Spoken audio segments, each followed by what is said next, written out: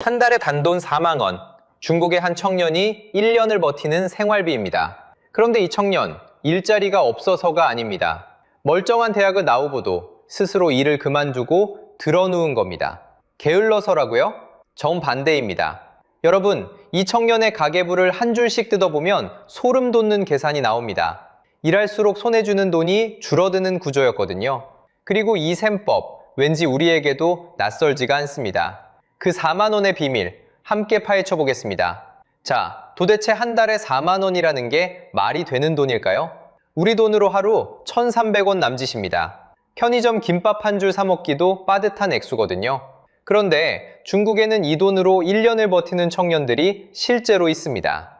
일자리가 없어서가 아닙니다. 스스로 일을 그만두고 누워버린 사람들이에요. 중국에서는 이걸 탕핑이라고 부릅니다. 글자 그대로 풀면 평평하게 드러눕다라는 뜻이거든요. 집도, 차도, 결혼도, 아이도, 심지어 소비까지 다 포기하는 겁니다. 딱 굶어 죽지 않을 만큼만 벌고 나머지 시간은 그냥 눕는 거죠. 여러분, 여기서 오해하기 쉬운 게 하나 있습니다. 이걸 그냥 게으른 청년들의 핑계라고 보면 핵심을 놓칩니다. 탕핑은 끝없는 경쟁에 맞서는 일종의 소극적인 저항이거든요. 싸워서 이길 수 없으니 아예 판에서 내려오겠다는 선언인 거예요. 한번 생각해 보세요. 위로 올라가려고 발버둥 칠수록 더 가난해진다면 여러분은 계속 뛰시겠습니까? 차라리 누워서 체력이라도 아끼는 쪽이 합리적일 수도 있는 겁니다. 바로 이 감정이 한 사람의 글에서 시작됐습니다. 이 말이 처음 퍼진 건 2021년 4월이었습니다. 한 청년이 중국의 인터넷 게시판인 바이두 친바에 글을 하나 올립니다. 뇌화중이라는 사람이었어요. 제목이 강렬했습니다. 드러눕는 것이 곧 정의다. 그는 이렇게 썼습니다. 2년 동안 정규직 없이 한 달에 200위안짜리 아르바이트만 하며 살고 있다고요. 200위안이면 우리 돈으로 한 달에 약 4만 원입니다. 직장인이 점심 두세 끼 먹을 돈으로 한 달을 통째로 산다는 얘기예요. 상식적으로는 도저히 불가능해 보이는 생활이죠. 그런데 이 짧은 글 하나에 청년들이 폭발적으로 반응했습니다. 처음 170명이던 게시판 인원이 순식간에 20만 명 가까이 불어났거든요.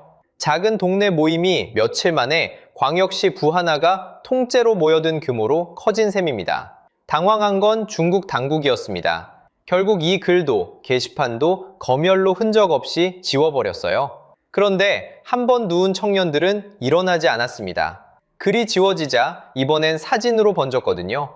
침대에, 바닥에, 잔디밭에 대자로 뻗은 사진들이 줄줄이 올라옵니다. 글은 검열로 지울 수 있어도 누워있는 자세 사진까지 일일이 막을 수는 없었던 거죠. 나중엔 늘어지게 누운 고양이 사진, 옆으로 비스듬히 기댄 불상 사진까지 이게 진짜 탕핑이다 라며 퍼져나갔어요. 거창한 구호도 없고 거리로 뛰쳐나가지도 않습니다. 그냥 나 안 일어날래 라고 보여주는 사진 한 장이 전부였죠. 웃자고 올린 밈처럼 보이지만 그 안에는 더 일어서고 싶지 않다는 청년 세대의 진심이 깔려 있었던 겁니다. 자, 그런데 말입니다. 이들이 게을러서 누운 게 아니라는 점, 바로 이게 진짜 문제입니다. 멀쩡한 대학을 나온 청년들이 도대체 왜 일어서기를 포기했을까요? 그 첫 번째 단서는 다름 아닌 시간에 숨어 있습니다. 그 시간이라는 단서를 중국 청년들의 하루에서 찾아보겠습니다. 중국 청년들 사이에는 996이라는 말이 있습니다. 오전 9시에 출근해서 밤 9시까지, 그것도 일주일에 6일을 일한다는 뜻입니다. 숫자로 보면요, 하루 12시간씩 주 6일이니까 한 주에 72시간입니다. 여러분, 이게 어느 정도인지 감이 오시나요? 우리나라 직장인이 야근 없이 주 5일 꼬박 채워 일하면 40시간입니다. 그러니까 996은 그 시간의 거의 2배를 일하는 겁니다. 한 사람이 두 사람 몫의 시간을 갈아 넣는 셈이죠. 자, 우리 기준으로 더 따져볼까요? 한국은 법정 노동시간이 주 40시간이고 연장 근무를 다 끌어모아도 주 52시간이 상한선입니다. 그런데 996은 그 52시간마저 20시간이나 넘겨버립니다. 우리라면 법이 막아섰을 일이 그곳에선 그냥 평범한 일주일인 겁니다. 그런데 더 기막힌 건 따로 있습니다. 이 996이 합법도 아니라는 점입니다. 2021년 8월 26일 중국 최고인민법원이 직접 나섭니다. 996은 불법이라고 못을 박았거든요. 중국 법이 정한 노동시간은 주 40시간, 초과 근무도 한 달에 36시간까지가 한도입니다. 996은 이 선을 한참 넘어섰죠. 자, 그럼 판결이 나왔으니 바뀌었을까요? 아닙니다. 불법이라고 선언했는데도 현장의 관행은 그대로 굴러갔습니다. 상식적으로 생각하면 말이 안 되죠. 최고법원이 안 된다고 한 일이 회사에서는 여전히 당연하게 이어지는 겁니다. 청년들은 여기서 깨닫습니다. 아무리 발버둥 쳐도 이 구조는 나를 위해 움직이지 않는다는 걸요. 야근 수당을 더 주는 것도 아니고 누군가 책임을 지는 것도 아닙니다. 그저 견디라고만 하죠. 사실 이 분노는 판결이 나오기 한참 전부터 끓고 있었습니다. 일찍이 2019년 개발자들이 GitHub라는 사이트에 모여 996.icu라는 운동을 벌였습니다. GitHub는 전 세계 프로그래머들이 코드를 공유하는 공간인데 그 한복판에서 항의가 터져나온 겁니다. 996으로 일하면 결국 중환자실, 즉 ICU에 실려간다는 자조였죠. 당시 청년들의 말이 가슴을 칩니다. 열심히 일해봤자 자본가의 노예일 뿐이고 남는 건 병뿐이라는 거였죠. 젊음을 통째로 회사에 바쳤는데 손에 쥐는 게 망가진 몸뚱이 하나라는 겁니다. 속으로 삼키던 한숨이 사회의 목소리로 터져나온 순간이었습니다. 그런데 시간만 청년들을 짓누른 게 아닙니다. 두 번째 단서는 나이입니다. 중국에는 35세의 저주라는 말이 돕니다. IT나 제조업에서 35세가 넘으면 채용을 꺼리고 구조조정 때 가장 먼저 잘려나간다는 겁니다. 한창 일할 30대 후반에 경력이 쌓일수록 오히려 짐이 드는 구조인 겁니다. 쉽게 말하면요, 35세 이전엔 회사가 나를 인적 자원이라 부르지만 35세가 넘는 순간 나는 그저 인건비가 되는 겁니다. 키워야 할 자산이 아니라 줄여야 할 비용으로 취급받는 거죠. 같은 사람인데 생일 하나를 사이에 두고 호칭이 바뀌는 셈입니다. 더 무서운 건 그 다음이죠. 35세가 넘어 한번 해고되면 그중 약 3분의 2는 6개월이 지나도 다시 일자리를 잡지 못합니다. 열의 6, 7은 반년이 지나도 갈 곳이 없다는 뜻이죠. 자, 그럼 이걸 지켜보는 20살 청년은 무슨 생각을 할까요? 어차피 35살이 되면 똑같이 버려줄 텐데 지금 왜 나를 갈아넣냐는 계산이 섭니다. 정해진 유통기한을 알면서 자신을 소모할 이유가 사라지는 겁니다. 사실 이건 남의 나라 일만은 아닙니다. 우리나라 40대 직장인이 느끼는 희망퇴직의 공포와 묘하게 닮아 있으니까요. 자, 여기서 핵심입니다. 청년들은 게을러서 누운 게 아니었습니다. 죽도록 일해도 노예 취급, 나이가 차면 비용 취급, 일이라는 게 나를 지켜주기는커녕 나를 갉아먹는 구조였던 겁니다. 끝없는 노동과 정해진 유통기한, 이 두 가지가 한데 겹쳐지자 청년들은 머릿속으로 무언가를 따져보기 시작합니다. 그런데 청년들을 정말 드러눕게 만든 건 따로 있습니다. 바로 계산기였습니다. 자, 이제 그 청년의 가계부를 한 줄씩 같이 뜯어보겠습니다. 여러분도 머릿속으로 천천히 따라오세요. 종이도 계산기도 필요 없습니다. 숫자가 워낙 단순해서 금방 끝나거든요. 먼저 이 청년이 도시로 나가서 저임금 일자리를 잡았다고 해볼게요. 정확한 임금은 사람마다 다르니까 여기서는 이해를 돕기 위한 예시로 한 달에 약 4,000위안을 번다고 가정하겠습니다. 1위안을 우리 돈 약 190원에서 200원으로 잡으면 한 달에 대략 76만 원쯤 손에 들어오는 셈이죠. 자, 출발점은 76만 원입니다. 여기서 하나씩 빼보겠습니다. 간 먼저 빠지는 건 방세입니다. 대도시에서 그나마 사람이 누울 만한 방 한 칸에 빌리면 월급의 3분의 1은 그냥 증발합니다. 자, 여기서 약 25만 원이 빠집니다. 이제 손에는 50만 원 남았어요. 한 박자 쉬고 다음으로 넘어가 볼게요. 그 다음은 교통비와 밥값입니다. 출퇴근 지하철 요금의 하루 3끼, 이것만 해도 또 월급의 3분의 1이 사라지죠. 자, 여기서 또 빠집니다. 다시 25만 원이 날아갔어요. 절반이 증발한 겁니다. 이제 남은 건 25만 원 남짓. 여기에 통신비까지 더하면 손에 쥔 돈은 처음 76만 원의 4분의 1도 되지 않습니다. 자, 벌써 가계부가 바닥을 보이기 시작하죠. 그런데 여러분, 진짜 문제는 지금부터입니다. 마지막 한 줄이 남았거든요. 바로 인터넷 대출, 중국말로 왕따이 상환입니다. 학자금이 든 생활비든 한번 빌린 돈을 갚는 순간 아슬아슬하게 버티던 가계부는 그대로 무너집니다. 이 왕따이가 왜 그렇게 무서울까요? 심화통신이 2025년에 보도한 피해 사례를 보면요, 이자보다 보증 수수료가 더 큽니다. 이게 핵심이에요. 빌린 원금의 20%에서 30%를 수수료로 떼이는 경우까지 나왔습니다. 쉽게 말하면요, 100만 원을 빌렸는데 돈을 받기도 전에 2, 30만 원이 빚으로 얹히는 구조인 거예요. 통장에 100만 원이 들어오는 게 아니라 시작부터 빚 30만 원을 등에 지고 출발하는 셈이죠. 이러니 갚아도 원금은 종처럼 줄지 않습니다. 한번 발을 들이면 수수료가 눈덩이처럼 불어나 도무지 빠져나올 수 없는 늪. 이게 왕따이의 진짜 얼굴입니다. 자, 이제 다 더해볼까요? 76만 원으로 시작한 가계부는 방세, 밥값, 통신비, 그리고 빚을 차례로 지나면서 0원에 가까워집니다. 운이 나쁘면 마이너스죠. 한 달을 죽도록 일했는데 손에 남는 건 고작 다음 달에 갚아야 할 빚뿐입니다.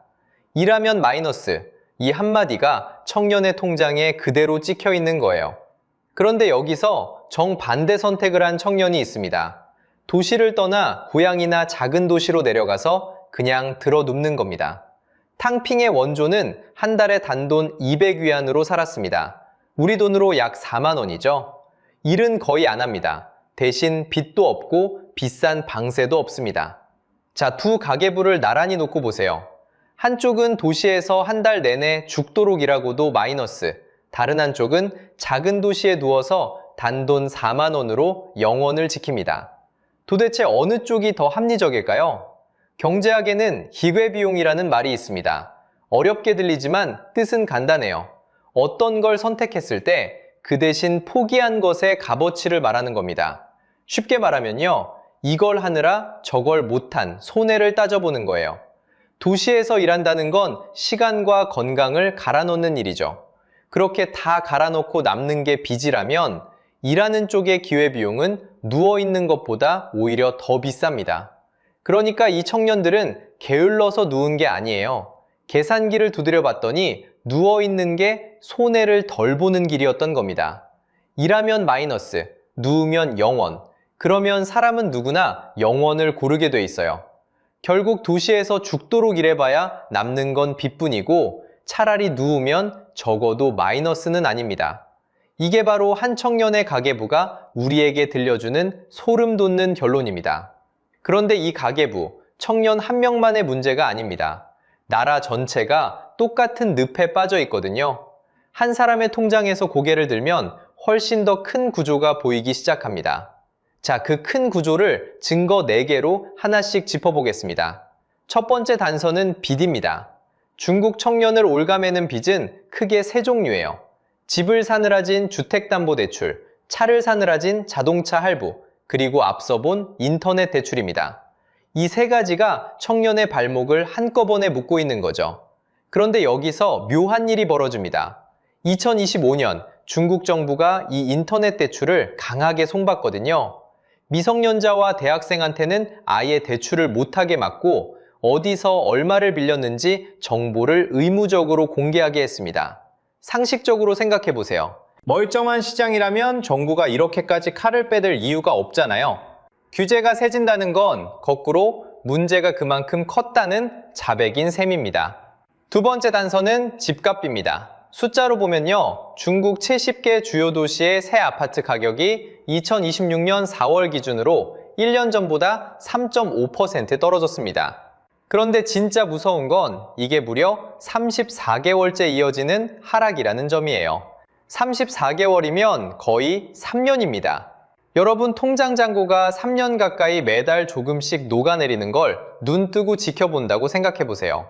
그게 지금 중국 집주인들이 겪는 일입니다. 특히 베이징이나 상하이 같은 대도시보다 지방 중소도시일수록 낙폭이 더 컸습니다. 청년들이 사는 곳이 바로 그런 도시거든요. 거래도 함께 얼어붙었습니다. 2025년 한 해 동안 팔린 집의 면적은 1년 전보다 9.2% 줄었고 그 집들이 팔려서 들어온 돈은 13%나 빠졌어요.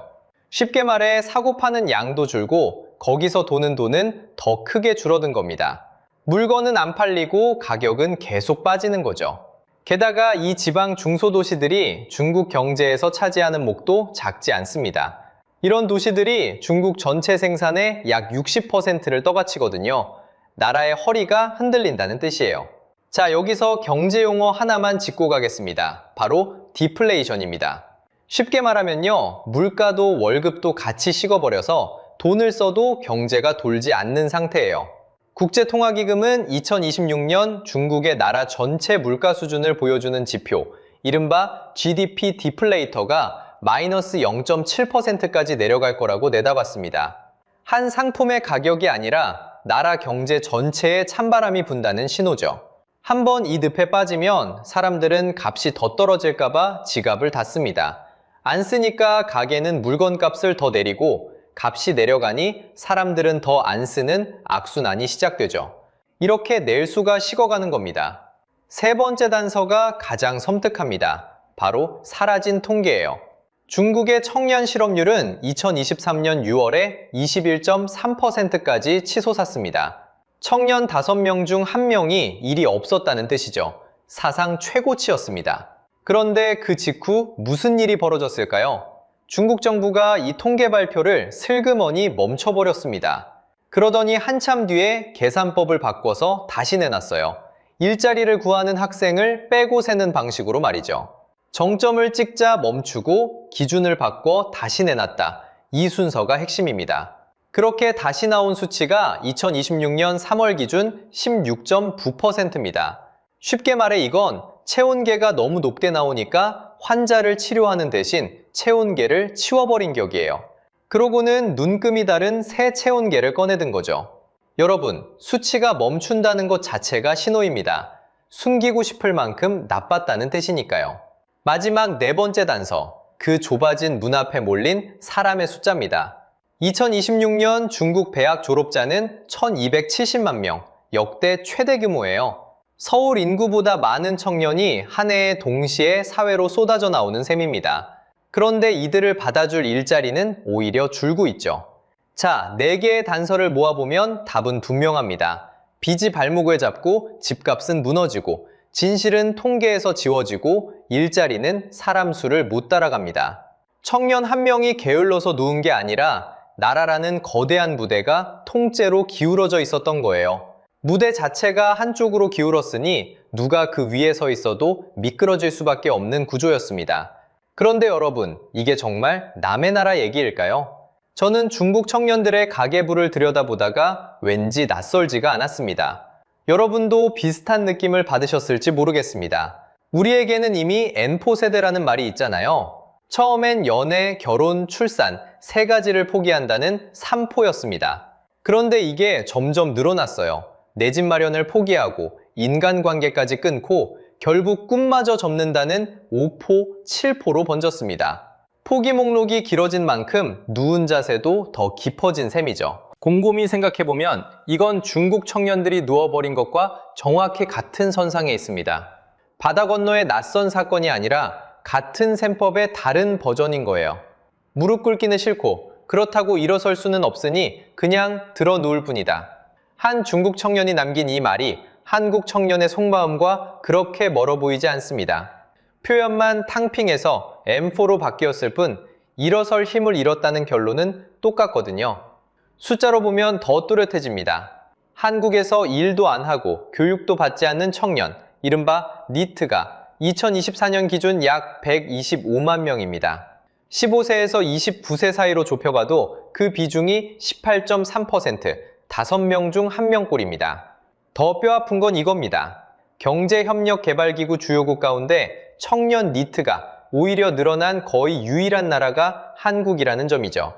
방문을 걸어 잠그고 세상과 담을 쌓은 은둔, 고립 청년도 2023년 기준 약 51만에서 54만 명으로 추산됩니다. 광역시 하나의 청년 인구가 통째로 방에 갇힌 셈입니다. 가끔 은둔 청년이 100만이라는 말도 들리실 텐데 그건 일도 공부도 안 하는 더 넓은 범위를 뭉뚱그린 숫자예요. 은둔과는 다른 얘기입니다. 정확히는 50만 명대입니다. 그래도 결코 작은 숫자가 아니죠. 그리고 출산율입니다. 한국의 합계 출산율은 2023년 0.72명까지 떨어졌습니다. 역대 최저이자 경제협력개발기구 나라 중 꼴찌였죠. 한 세대가 절반 넘게 줄어든다는 신호였습니다. 다행히 2024년 0.75명으로 반등했고 2025년 잠정치는 0.80명까지 올라섰어요. 4년 만에 0.8명대를 되찾은 겁니다. 여기서 잠깐 안도하고 싶어지죠? 그런데 0.80명도 여전히 세계에서 가장 낮은 축입니다. 자, 여기서 핵심은 단순 비료가 아닙니다. 청년이 소비를 멈추고 결혼을 멈추고 출산까지 멈추면 나라 안에서 도는 돈이 식어버립니다. 사람들이 지갑을 닫으면 가게가 문을 닫고 가게가 문을 닫으면 다시 일자리가 줄어듭니다. 일자리가 줄면 청년은 또 한 발 뒤로 물러서고요. 이 악순환이 한 바퀴 돌 때마다 다음 청년이 또 들어눕는 겁니다. 중국에서 본 그 늪이 한국에서는 다른 입구로 조용히 시작되고 있는 거죠. 입구만 다를 뿐 빠지면 똑같이 발이 안 빠집니다. 중국의 35살의 저주 기억하시나요? 35살 전엔 인재고 그 뒤엔 인건비라며 먼저 내쳐진다는 그 말입니다. 한국 직장인이라면 40대 희망퇴직이라는 단어로 이미 그 서늘함을 알고 계실 거예요. 법으로 정한 정년은 60살이지만 몸으로 느끼는 정년은 그보다 한참 앞당겨져 있잖아요. 바다 건너의 35살이나 우리 사무실의 40대나 등을 떠밀리는 풍경은 닮아 있습니다. 물론 한국은 아직 임금도 높고 일자리도 많습니다. 그래서 안심하고 싶어집니다. 하지만 언제까지일까요?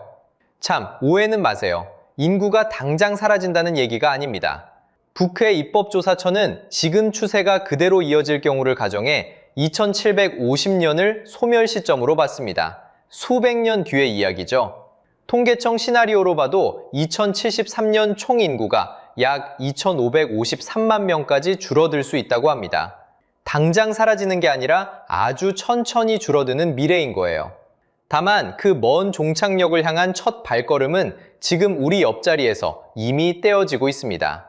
그렇다면 이 늪에서 빠져나올 길은 정말 없는 걸까요? 여러분, 누워있던 청년들에게 그 다음 단계가 있었습니다. 탕핑이 끝이 아니었거든요.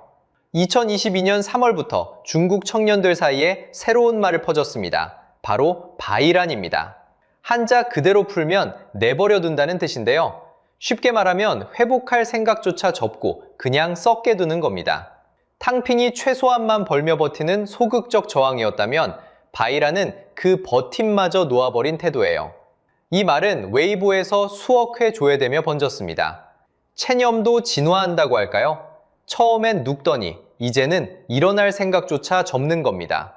청년의 마음이 한 단계 더 가라앉았다는 신호였습니다. 그렇다면 이 가라앉음의 바닥에는 뭐가 있을까요? 답은 결국 경제로 돌아옵니다.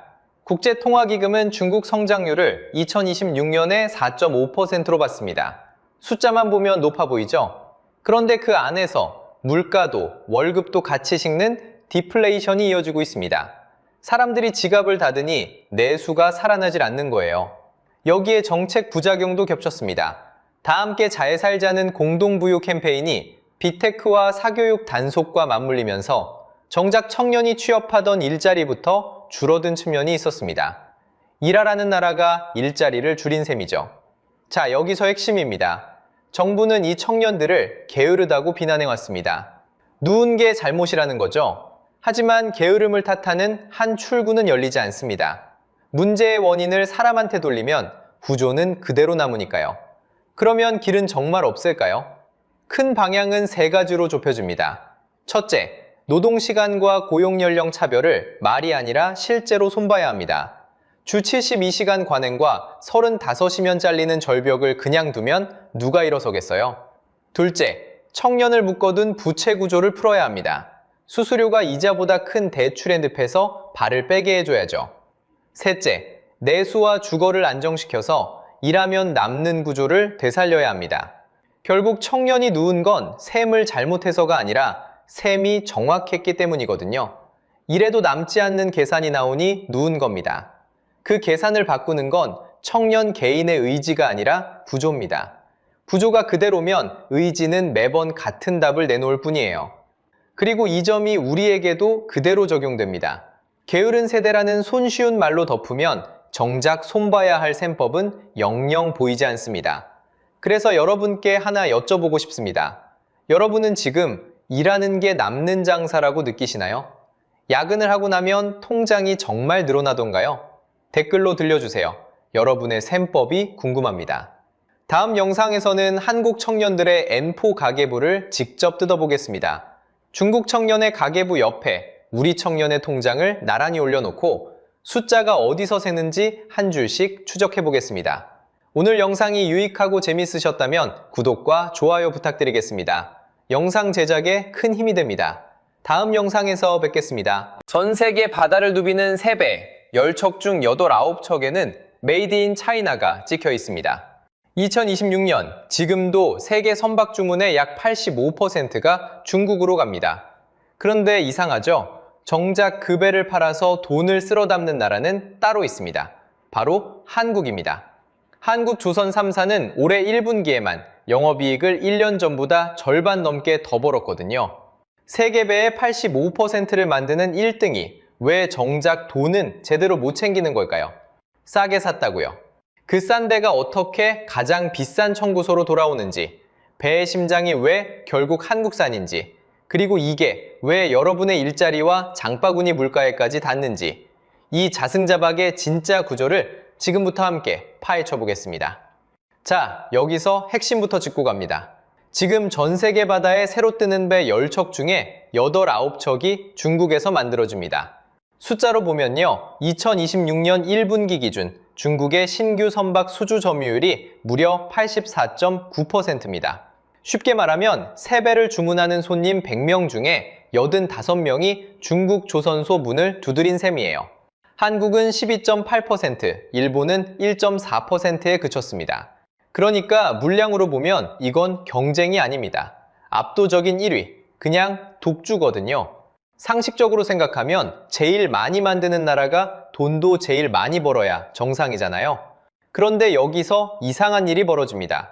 같은 2026년 1분기 점유율 12%대에 불과한 한국조선 3사가 영업이익을 1년 전보다 절반 넘게 더 벌었거든요. 정확히 54.9% 늘어난 약 1조 9,200억 원입니다. 쉽게 말해서 작년에 1만 원 벌던 사람이 올해 1만 5천 원을 손에 쥔 거예요. 물량은 한국의 7배 가까이 만드는 중국이 정작 통장에 찍히는 숫자는 한국한테 내주고 있는 겁니다. 여러분 동네에도 이런 가게 한둘은 있을 거예요. 손님이 가장 많아서 늘 줄이 길게 서는 식당인데 막상 사장님은 죽는 소리를 합니다. 팔아도 남는 게 없다는 거죠. 도대체 왜 이런 일이 벌어질까요? 가장 많이 파는 1등이 정작 돈은 못 버는 구조. 이게 지금 세계 조선 시장에서 똑같이 벌어지고 있는 일입니다. 물량 1등이 곧 돈 1등은 아니라는 거예요. 분명히 배는 중국이 짓는데 이익은 한국 쪽으로 흘러갑니다. 그렇다고 중국 조선업이 무너졌다는 얘기는 절대 아닙니다. 점유율 85%는 여전히 세계 1위고 그 자리는 당분간 흔들리지 않을 겁니다. 진짜 문제는 따로 있어요. 그 어마어마한 물량이 정작 돈으로는 바뀌지 않는다는 거죠. 자, 그럼 의문이 하나 남습니다. 중국 배는 도대체 어떻게 그렇게 싸게 팔 수 있었길래 전 세계 주문을 다 쓸어 담았을까요? 그리고 왜 그렇게 많이 만들고도 한국한테 돈을 내줄까요? 그 비밀은 여러분이 싸다고 믿었던 바로 그 가격표 안에 숨어 있습니다. 자, 그럼 도대체 중국 배는 어떻게 그렇게 싸게 만들 수 있었을까요? 답은 의외로 단순합니다. 애초에 정상적인 가격이 아니었거든요. 중국은 배를 시장 논리로만 만들지 않았습니다. 정부가 뒤에서 보조금을 얹어주고 국유은행이 헐값에 돈을 빌려줬어요. 조선소 입장에서 한번 생각해보세요. 손해를 봐도 나라가 메워주는데 무서울 게 뭐가 있겠습니까? 그러니 마음껏 값을 후려칠 수 있었던 거죠. 규모가 어느 정도였는지 숫자로 보면요. 2010년부터 2018년까지 조선과 해운에 들어간 지원금이 약 1,320억 달러로 추정됩니다. 우리 돈으로 100수십조 원입니다. 한 산업 하나에 나라가 이 정도 돈을 쏟아부었다는 얘기예요. 쉽게 말해 밑 빠진 독에 물을 부어준 셈입니다. 이게 어느 정도인지 감이 잘 안 오실 겁니다. 중소도시 하나의 1년 예산을 통째로, 그것도 해마다 배 만드는 데만 밀어 넣었다고 보시면 됩니다. 이렇게 받쳐주니 중국 조선소는 원가에도 못 미치는 값에 일감을 따냅니다. 만들수록 손해인 가격에 계약서를 쓴 거예요. 그래도 망하지 않았습니다. 뒤에서 계속 메워줬으니까요. 경제학에서는 이걸 덤핑이라고 부릅니다. 팔수록 손해인 가격으로 일단 시장부터 통째로 먹어버리면 전략을 말하는 거죠. 동네에 새 식당이 하나 들어왔다고 해볼게요. 원가도 안 나오는 값에 음식을 풀어 옆 가게 손님을 싹 끌어옵니다. 버틸 수 있냐고요? 사장 뒷주머니에 끝없이 돈을 채워주는 누군가가 있다면 가능합니다. 중국이 바다에서 한 일이 바로 이거였습니다. 그렇게 옆 가게가 하나둘 문을 닫고 나면 시장은 그 식당 차지가 됩니다. 손해를 감수하고서라도 일단 판부터 키우는 거죠. 중국 조선소가 세계 물량을 쓸어 담은 비결이 여기 있습니다. 그래서 중국 배가 싸다는 말 그 자체는 사실입니다. 그런데 여기서 여러분이 반드시 짚고 넘어가야 할 게 하나 있어요. 흔히들 말하죠. 중국 배는 20에서 30%나 싸다. 맞는 말입니다. 그런데 이게 어떤 배를 말하는 건지가 핵심이에요. 그 30%라는 숫자는 컨테이너선처럼 누구나 만드는 흔한 배 이야기입니다. 그것도 한참 전, 과거 기준이고요. 이런 범용선은 기술 장벽이 낮습니다. 누가 만들어도 비슷하니 결국 싸움은 가격 하나로 끝나는 거죠. 그러니 중국이 압도적으로 쌌습니다. 그런데 진짜 비싼 배로 넘어가면 이야기가 완전히 달라집니다. 대표적인 게 영하 160도 가스를 실어 나르는 LNG선이에요. 이런 배는 아무나 못 만듭니다. 극저온을 견디는 특수 기술이 필요하거든요. 돈만 있다고 뚝딱 만들 수 있는 물건이 아니라는 뜻입니다. 그럼 값은 얼마나 차이 날까요? 한번 나란히 놓아볼게요. 중국산이 약 2억 3천만 달러, 한국산이 약 2억 5천만 달러입니다. 차이가 얼마인지 보이세요? 고작 4에서 8% 수준입니다. 30%는커녕 사실상 거의 같은 값이라는 거예요. 상식적으로 생각하면 이상하지 않습니까? 그렇게 싸다던 중국 배가 정작 진짜 비싼 배에서는 거의 안 쌌던 겁니다. 자, 여기서 핵심입니다. 우리가 굳게 믿어온 30% 싸다는 말, 이건 반쪽짜리 통념이었어요. 싸긴 한데 생각만큼은 아니었던 거죠. 그런데 정말 무서운 건 이 4에서 8%라는 작은 차이가 끝이 아니라는 데 있습니다. 배를 받아 바다에 띄우는 순간부터 이 가격차가 무서운 청구서로 불어나기 시작하거든요. 그리고 그 첫 번째 청구서는 뜻밖에도 머나먼 항구에서 날아왔습니다. 자, 이제 그 싼 배가 항구에 도착한 다음 이야기를 해보겠습니다. 가격표만 보면 분명히 이득이었거든요. 그런데 첫 번째 청구서가 엉뚱하게도 호주의 한 항구에서 날아왔습니다. 배를 다 만들고 인도받은 다음의 일입니다. 2023년 11월 호주 동부 글래드스턴항이 갑자기 멈춰섰습니다. 그 한가운데 배 한 척이 발이 묶여 있었습니다. 이름은 칭다오호, 중국 후동 중화조선소가 만든 17만 4천 세제곱미터급 대형 가스 운반선이었습니다. 쉽게 말하면요, 천연가스를 영하 162도까지 얼려서 부피를 600분의 1로 줄여 실어 나르는 거대한 보온병 같은 배입니다.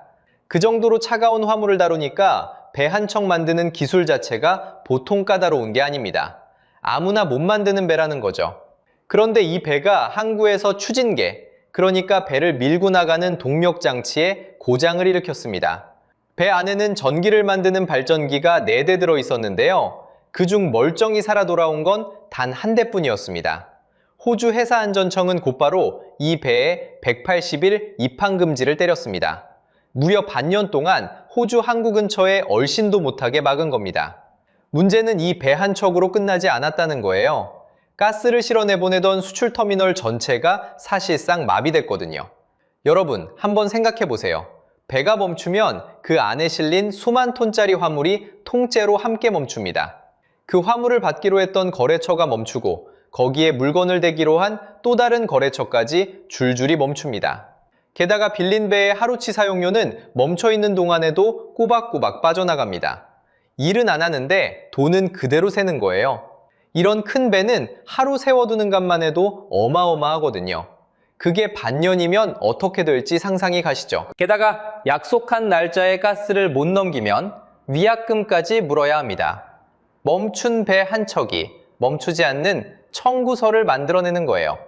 배 한 척이 멈췄을 뿐인데 화물값, 사용료, 위약금이 눈덩이처럼 한꺼번에 굴러오는 겁니다. 처음에 아낀 돈이 우습게 느껴지는 순간이죠. 이걸 경제학에서는 전환비용이라고 부릅니다. 한번 잘못 들이면 갈아타는데 오히려 더 큰 돈이 드는 함정을 말합니다. 쉽게 말하면 이런 겁니다. 싸다고 트럭 한 대를 덜컥 샀는데 6개월 만에 길 한복판에서 멈춰 섰다고 해보세요. 견인비가 나가고 그날 받기로 한 일감이 날아가고 거래처 신뢰까지 깨집니다. 트럭 값으로 아낀 돈은 이미 온데간데 없습니다. 차라리 처음부터 멀쩡한 트럭을 샀더라면 그 멈춰선 하루 자체가 없었을 테니까요. 그런데 배는 이 트럭보다 0이 몇 개는 더 붙는 물건입니다. 그러니 한 번 멈추면 손해의 단위 자체가 달라지는 거죠. 그래서 시장에서는 이렇게들 말합니다. 중국산 배는 연료를 더 먹고 오래 버티는 힘도 약하고 나중에 되팔 때 값에서도 한국산에 밀린다고요. 똑같이 한 척을 사도 쓰는 내내 돈이 더 들고 팔 때도 덜 받는다는 뜻입니다. 다만 이건 누가 못 박은 사실이 아니라 배를 사고 파는 선주들이 오랜 경험으로 매기는 냉정한 평가라는 점은 분명히 해두겠습니다. 결국 싸게 산 줄 알았던 그 배가 멈춰 서는 순간부터 가장 비싼 청구서로 바뀌기 시작하는 겁니다. 싼 값의 정체가 이렇게 항구에서 처음 모습을 드러낸 거죠. 그런데 여기서 진짜 핵심은 정작 멈춰버린 이 배의 심장을 누가 만들었느냐입니다. 그 멈춰선 엔진룸을 한번 열어보겠습니다. 분명 중국이 만든 중국배입니다. 그런데 배의 심장, 그러니까 엔진에 찍힌 국적이 뜻밖이거든요. 요즘 큰 배들은 기름과 가스를 둘 다 골라 쓸 수 있는 엔진을 답니다. 이걸 이중연료 엔진이라고 부르는데요. 쉽게 말하면 배의 심장입니다. 그런데 이 심장은 아무나 못 만듭니다. 두 가지 연료를 안전하게 다루려면 기술 난도가 워낙 높거든요. 잘못 만들면 항구에서 멈춰 서는 거예요. 그래서 어떤 일이 벌어지느냐? 중국 조선소들도 정작 이 핵심 엔진만큼은 한국산을 사다 답니다. 가장 비싸고 어려운 부품을 남의 손에 맡기는 거죠. 숫자로 보면요. 한국의 선박 엔진, 배 중국 수출이 최근 3년 만에 약 2.7배로 뛰었습니다. 금액으로는 8억 달러, 우리 돈으로 1조 원을 넘봅니다. 생각해보세요. 중국이 세계 배에 8, 9척을 만든다면서 그 배에 넣을 심장은 한국에서 사갑니다. 그것도 해가 갈수록 더 많이 사가고 있어요. 다시 말해 중국이 배를 많이 지으면 지을수록 그 심장값 청구서는 한국으로 날아온다는 뜻입니다. 물량이 늘수록 한국 통장이 두꺼워지는 구조예요. 여기서 핵심입니다. 겉으로는 중국이 배를 싸게 조립합니다. 그런데 그 배의 진짜 비싼 부품값과 신뢰는 결국 한국에 다시 내고 있는 거예요. 쉽게 말하면 이런 겁니다. 겉만 싸게 맞춘 조립 PC를 하나 샀어요. 그런데 진짜 비싼 두뇌, CPU는 따로 정품으로 사 끼워야 컴퓨터가 돌아갑니다. 본체값만 보면 분명 싸게 산 것 같죠? 그런데 정작 제일 비싼 부품은 따로 돈을 내야 하니 결국 누가 진짜 돈을 버는지는 뻔한 겁니다. 중국 배가 딱 그 모양입니다. 선체는 싸게 찍어냈지만 심장은 따로 사야 했고 그 심장값이 고스란히 한국 통장으로 들어오는 거죠. 경제학에서는 이걸 진입장벽이라고 부릅니다. 돈이 있다고 바로 못 들어가는 기술로 단단히 쳐놓은 울타리를 말하는 거거든요. 한국은 그 울타리 안쪽에 앉아 있습니다. 그래서 중국이 물량을 아무리 쓸어 담아도 그 심장값만큼은 꼬박꼬박 한국으로 흘러듭니다. 그런데 여기서 한 나라를 꼭 짚고 가야 합니다. 바로 일본입니다. 일본도 한때는 세계 배를 가장 많이 만들던 조선 강국이었거든요. 일본은 1990년대 버블이 꺼진 뒤 배 한 척을 통째로 짓는 길을 사실상 접었습니다. 대신 부품 쪽으로 물러섰고 그러자 조선 생태계 자체가 무너졌어요. 그 결과 일본의 세계 조선 점유율은 5% 안팎, 한 자릿수까지 주저앉았습니다. 한 세대 만에 1등이 변두리로 밀려난 거예요. 반면 한국은 2015년부터 이어진 혹독한 구조조정기를 끝까지 버텼습니다. 사람을 잃고 회사가 흔들리는 와중에도 핵심 기술만큼은 손에서 놓지 않았고요. 둘 다 똑같이 고비를 만났습니다. 그런데 한쪽은 심장을 만드는 역량을 놓아버렸고 한쪽은 이를 악물고 지켰습니다. 그 차이가 지금 통장 잔고로 갈린 거예요. 자, 이제 진짜 계산을 해볼 시간입니다. 싸게 산 그 배, 끝까지 따라가 보면 과연 얼마가 남을까요? 지금부터 영수증을 한 장씩 까보겠습니다. 자, 이제 진짜 영수증을 한 장씩 까볼 시간입니다. 약 2억 3천만 달러, 우리 돈으로 3천억 원이 조금 넘습니다. 중국이 지은 LNG선 한 척의 가격입니다. 같은 배를 한국에서 사면 약 2억 5천만 달러였습니다. 그러니까 한 선주가 중국 배를 골랐습니다. 약 2천만 달러, 270억 원 가까이 아낀 셈이죠. 여기까지만 보면 잘한 선택입니다. 그런데 배라는 건 사는 순간이 끝이 아니거든요. 짧게는 20년, 길게는 30년을 굴려야 하는 물건입니다. 그래서 경제학에는 총 소유 비용, 영어로 TCO라는 개념이 있습니다. 쉽게 말하면요, 살 때 낸 값이 아니라 다 쓸 때까지 들어가는 진짜 전체 비용을 말합니다. 차를 한 대 산다고 생각해 보세요. 차값만 보면 안 되잖아요. 기름값, 보험료, 정비비, 나중에 되팔 때 중고값까지 다 더해야 진짜 그 차의 가격이 나옵니다. 배도 똑같습니다. 그럼 이 270억 원 아낀 배를 끝까지 따라가 볼까요? 첫 번째 영수증부터 날아옵니다. 바로 기름값입니다. 중국 배는 같은 거리를 가도 연료를 더 먹는다는 게 시장의 평가입니다. 효율이 한 수 아래라는 거죠. LNG선은 한 번 운항에 기름값만 수십억 원이 듭니다. 그 차이가 1년에 몇 %씩만 쌓여도 배 한 척을 20년 굴리는 동안 사실상 어마어마한 돈이 새어나갑니다. 아낀 270억 원이 여기서부터 조금씩 깎이기 시작하는 거죠. 두 번째 영수증은 정비소에서 옵니다. 잔고장이 잦으면 배가 멈춰섭니다. 배가 멈추면 그날치 운임이 통째로 날아가고 수리비가 또 붙습니다. 한두 푼이 아닙니다. 이걸 다운타임이라고 부릅니다. 쉽게 말하면 배가 돈을 버는 대신 돈을 까먹고 서 있는 시간입니다. 중국 배는 이 멈춤이 잦다는 게 업계의 시선이죠. 또 한 번 깎입니다. 여기서 끝이 아닙니다. 세 번째 영수증이 가장 아픕니다. 그 배의 심장, 그러니까 배를 움직이는 핵심 엔진과 주요 부품 말입니다. 앞에서 봤듯이 그 심장은 결국 한국산입니다. 겉은 중국에서 싸게 조립했지만 진짜 비싼 부품은 따로 한국 정품값을 치러야 했던 거죠. 겉만 싼 조립 컴퓨터를 사놓고 정작 제일 비싼 부품은 따로 정품으로 사는 것과 똑같습니다. 싸게 산 줄 알았는데 핵심은 결국 제값을 다 낸 겁니다. 그래서 결국 본전도 못 건졌다는 말이 나오는 겁니다. 그런데 변수가 하나 더 있습니다. 네 번째, 항구에서 날아올 수도 있는 영수증입니다. 미국이 중국에서 지은 배에 입항 수수료를 매기겠다고 한 적이 있습니다. 2025년 가을에 잠깐 시행됐죠. 그런데 여기서 정확히 짚고 넘어가야 합니다. 이 수수료는 지금 매겨지고 있는 게 아닙니다. 2025년 11월부터 2026년 11월까지 미국과 중국의 협상으로 전면 유예된 상태거든요. 지금은 한 푼도 부과되지 않습니다. 다만 이 유예가 2026년 11월에 풀리면 다시 살아날 수 있습니다. 그러니까 이건 확정된 비용이 아니라 언제 되살아날지 모르는 변수로 머리 위에 얹혀있는 셈입니다. 마지막 다섯 번째 영수증은 이 배를 되팔 때 찍힙니다.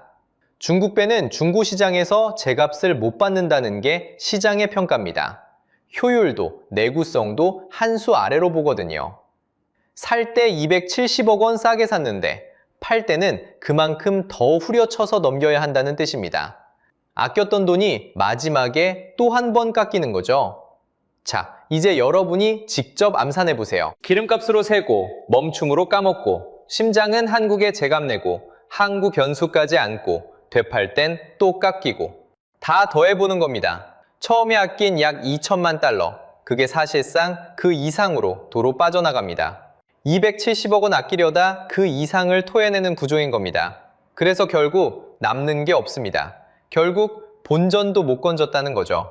이게 우리 채널이 늘 말하는 자승자박입니다. 결국 3천억 원짜리 배를 싸게 샀다고 좋아했는데 남는 건 고작 더 두툼해진 청구서뿐인 거예요. 살 때 270억 원, 딱 그 가격표 하나만 본 대가입니다. 총 소요 비용으로 끝까지 계산하면 싼 게 가장 비쌌습니다. 결국 본전도 못 건진 거죠. 그런데 더 무서운 건 이 손해가 배를 산 선주만의 이야기가 아니라는 겁니다. 이 손해가 배를 만든 중국 자신에게도 똑같이 돌아온다는 거거든요. 자, 여기서 핵심입니다. 그 배를 산 선주만 손해를 본 게 아니에요. 더 무서운 건요, 그 배를 만든 중국 자신도 똑같이 손해를 본다는 겁니다. 세계 1등이 만들수록 적자가 나는 구조. 지금부터 그 진짜 원인을 까보겠습니다. 배를 만드는데 가장 많이 들어가는 재료가 바로 후판입니다. 쉽게 말하면요, 선박에 쓰는 두꺼운 철판이에요. 이 후판 값이 배 한 척 건조 원가의 약 20에서 30%를 차지합니다. 10명이 받을 월급 중에 두세 명 몫이 이 철판 값인 셈이죠. 그런데 여기에 무서운 함정이 있습니다. 배는 계약하고 나서 2년, 길게는 3년 뒤에야 인도하거든요. 그런데 가격은 계약하는 그날 딱 고정해버립니다. 받을 돈은 2년 전 가격에 묶여 있는데 만드는 동안 철판 값이 슬금슬금 오르면 어떻게 될까요? 답은 간단합니다. 만들수록 손해가 확정되는 거예요. 2년 전 헐값 값에 약속한 배를 비싸진 철판으로 짓고 있는 셈이니까요. 상식적으로 생각하면 값을 올려받으면 될 것 같죠? 그런데 중국은 그러질 못합니다.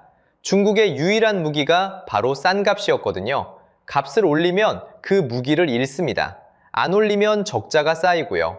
올려도 죽고 안 올려도 죽는 진퇴양난에 빠진 겁니다. 경제학에서는 이걸 치킨 게임이라고 부릅니다. 쉽게 말하면요, 둘 다 손해인 걸 뻔히 알면서도 먼저 멈추는 쪽이 진다고 믿어서 누구도 못 멈추는 끝장 승부예요. 1등이라 멈추기는 더 어렵습니다. 그런데 그렇게 출혈하며 물량을 받아내도 결정적인 돈줄이 막히면 그마저 한순간에 끝납니다. 배를 수주하려면 알지라는 게 필요합니다. 선수금 환급 보증인데요. 배가 잘못되면 받은 계약금을 은행이 대신 돌려주겠다는 보증서예요. 이게 없으면 선주는 돈을 안 맡깁니다. 부실한 조선소에 이 보증이 막히면 수주 자체가 끊기는 거죠. 여기서 핵심은요, 결국 혈연보다 장부라는 겁니다. 아무리 1등이어도 장부가 부실하면 은행은 등을 돌리거든요. 만들수록 적자, 돈줄까지 위태로운 1위. 이게 점유율 85% 뒤에 숨은 민낯입니다. 그러면 한국은 어떻게 했을까요? 정반대로 갔습니다. 싸게 많이 받는 걸 아예 버렸어요. 대신 가스를 영하 162도로 얼려 실어 나르는 LNG선, 기름을 가득 싣는 초대형 유조선처럼 기술 난도가 높고 비싼 데만 골라서 받았습니다.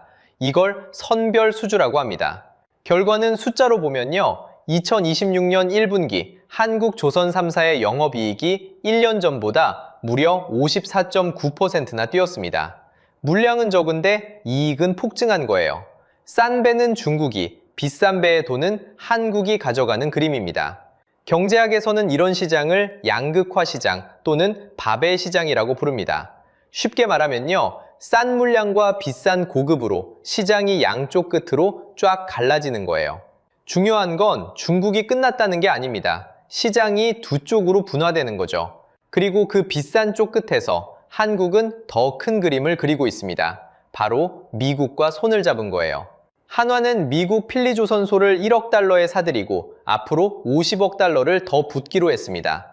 한화오션은 미 해군 함정을 정비하는 일에 이어 새 군수 지원함의 밑그림을 그리는 개념 설계 단계까지 발을 들였습니다. 여기에 한국이 미국 조선업 부활에 약 1,500억 달러 규모를 함께 투자하기로 한 큰 틀, 마스가도 움직이고 있고요. 중국이 비워둔 비싼 시장을 한국이 차곡차곡 차지하는 겁니다. 자, 정리해보면 이렇습니다. 세계 배의 85%를 중국이 찍어내도 그 물량은 만들수록 적자나는 고정가 함정 위에 서 있습니다. 반대로 한국은 비싼 배만 골라받아 이익을 쓸어 담고 있고요. 그런데 말입니다. 이 통쾌한 이야기에는 한국을 향한 무서운 경고도 숨어 있습니다. 자, 여기서 한국 만세로 끝내면 안 됩니다. 정작 그 호황을 만드는 현장은 텅텅 비어가고 있거든요. 조선 3사 매출은 30조 원에 육박합니다. 회사 잔고만 보면 사상 최고의 잔치죠. 그런데 정작 그 배를 짓는 동네는 거꾸로 가고 있습니다. 경남 거제, 우리나라 조선업의 심장 같은 도시인데요. 인구가 2016년 25만 7천 명으로 정점을 찍었습니다. 그게 2025년엔 23만 명대로 무너지기 직전입니다. 쉽게 말하면요, 회사는 돈을 쓸어 담는데 그 회사가 박힌 동네는 10년째 사람이 빠져나가고 있는 겁니다. 일감은 넘치는데 정작 일할 사람이 없어요. 숫자로 보면 더 선명합니다. 조선업 인력 미충원율이 18.9%입니다. 자리는 났는데 못 채운 비율이죠. 전 산업 평균의 약 1.6배예요. 현장 평균 연령은 53에 육박합니다. 용접, 도장, 배관 같은 고숙련일은 청년이 안 들어옵니다. 그 빈자리를 외국인이 메우고 있어요. 이주 노동자 비중을 보세요. 2007년엔 100명 중 3명꼴이었습니다. 그게 2024년엔 100명 중 23명꼴, 22.7%까지 치솟았어요. 30년 경력 용접工한 분을 떠올려 보세요. 평생 배를 지었지만 도급 단가는 10년째 제자리입니다. 자식한테는 절대 이 일 시키지 않겠다고 하시죠. 거제에서 작은 식당 하시는 사장님은 또 어떨까요? 조선소는 분명 호황이라는데 외국인 노동자들은 번 돈을 본국으로 보내고 편의점 간편식으로 끼니를 때웁니다. 그러니 동네 상가로 흘러드는 돈은 없습니다. 수주는 산더미처럼 쌓이는데 정작 사람도 돈도 동네에는 안 남는 겁니다. 자, 여기서 핵심입니다. 가격표만 보고 움직인 대가. 이건 중국만의 이야기가 아닙니다. 사람을 외면하면 그 청구서는 결국 우리한테도 부메랑으로 돌아옵니다. 숭년궁과 하청의 처우를 계속 모른 척하면요, 지금 이 기록적인 호황도 사람이 사라진 빈 조선소 위에서 한순간에 흔들릴 수 있는 겁니다. 그렇다고 중국이 끝났다고 보긴 이릅니다. 중국은 거대 조선사들을 하나로 합쳐 저가 물량을 사수하고 있고 LNG선 같은 고부가 영역까지 무섭게 추격하고 있거든요. 한국의 우위도 영원하지 않습니다. 기술은 지켰지만 사람을 못 지키면 그 우위는 모래성처럼 무너질 수 있다는 걸 잊으면 안 됩니다. 그럼 우리는 뭘 해야 할까요? 답은 3가지입니다. 첫째, 숭년궁 처우를 끌어올리고 청년이 다시 들어오게 만드는 겁니다. 둘째, 친환경 선박처럼 아무나 못 따라오는 고부가 기술에서 격차를 더 벌리는 겁니다. 셋째, 우리 소비자도 달라져야죠. 가격표 하나만 보지 말고 다 쓸 때까지 드는 진짜 전체 비용과 신뢰를 기준으로 보는 겁니다. 결국 싼 값의 함정에서 벗어나는 길은 거기 있거든요. 그래서 여러분께 묻고 싶습니다. 여러분은 싼 게 비지떡이라는 말 직접 겪어보신 적 있나요? 가장 크게 당한 싼 값의 대가를 댓글로 들려주세요. 다음 영상에서는 세계 전기차의 절반을 만드는 중국이 왜 정작 적자에 허덕이는지 그 자승자박의 구조를 파헤쳐 보겠습니다. 오늘 영상이 유익하고 재밌으셨다면 구독과 좋아요 부탁드리겠습니다. 영상 제작에 큰 힘이 됩니다. 다음 영상에서 뵙겠습니다.